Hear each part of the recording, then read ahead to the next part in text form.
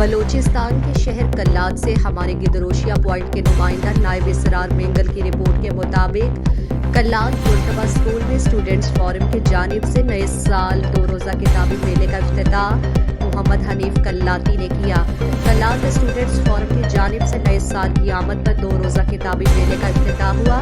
افتتاحی تقریب میں مہمانوں نے بڑی تعداد میں شرکت کی۔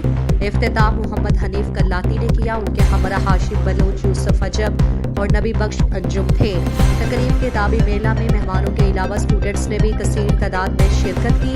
مہمانوں نے تقریب سے خطاب میں کہا کہ تقریب کا بنیادی مقصد معاشرے میں نئی نسل کے اندر کتب بینی کے فروغ اور کتابوں سے دوستی کا ایک رشتہ استوار کرنا ہے۔